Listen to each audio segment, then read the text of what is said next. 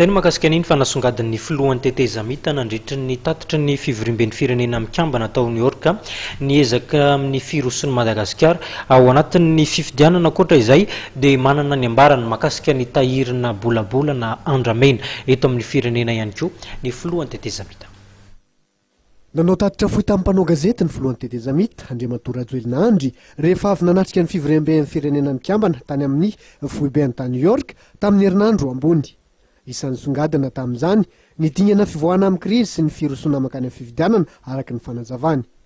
Fantatra nandritra ny fotoana ihany koa fa mieritreritra ny anohana kandida ho filoham-pirenena Rajoelina Andry saingy mbola tsy izao. Ny vahoaka malagasy no toanako ary ny vahoaka malagasy no andraisako fanapahan-kevitra izay vao ny kandida na ny olona ka mikasika ny hoe ho kandida toanana mikasika ny tenako manokana misy ngamba ny fotoana mba hijerevana satria za zao dia ohatra mivahoaka malagasy ihany koa mba mitazana sy mijery dia ho avy ny fotoana ngambany rehefa tonga ny fotoana dia ho hitantsika eo hoe makaiza inona ny programa maharesy lahatra iza ny olona tena maharesy lahatra fa dia nanalo dia nivahoaka malagasy no kandida arovako sy toanako hatramin'ny voalohany ka hatramin'ny aloany. Naneho ny ihany ny mikasika ny fangalarana tahirina andramena na bois de rose ihany koa ny filohan'ny tetezamita. Tokony amidy tokoa izy ireo azon'ny fitondram-panjakana teti-bola. Zavatra mahagagany dia ny hoe ny mijery an'ilay hazo miena eo am-pitorana ve zany no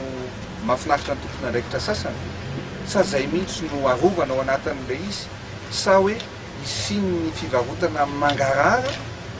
mba ho fantatry ny vahoaka malagasy hoe reto misy stoky anjo misy stoky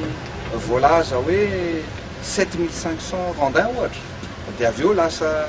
5000 dia ohatran'izay miena am-pitorana le izy ka zany zava-drano ny tokony hosoroana ny tokony andraikitra mivatana satria eo ny praministra ne izay ministra ny environnement eo ihany koa izay tokony andraikitra rehetra isaky ny isa-tsokajiny efa nanome tormarque mba hijerevana akaiky an'izy io mba amahana ny olana mba tsy isiany zany hoe trafic. Ny hevitro dia napitaiko tamin'izay hoe hoentina hividanana fitaovana ho an'ny mpitandro ny filaminana aloha voalohany indrindra eto a Madagasikara ary ny faharoa dia hoentina ihany koa anampiana mitandro ny filaminana amin'ny apahany hoentina hisecuriseny ny fifidianana izay ho ataontsika. Naneho ny heviny mikasika ny fitakinan'ny fanesorana ny prime ministre ihany koa ny tenany. Ataoko angamba ny fa amin'izao vanim-potoana akatoko ny fifidianana izao tsy ao anatin'ny hevitra tsy mitovy no andrentsika androvana zavatra betsaka fa dia nitanjona iraisana rehetra zao dia ny hoe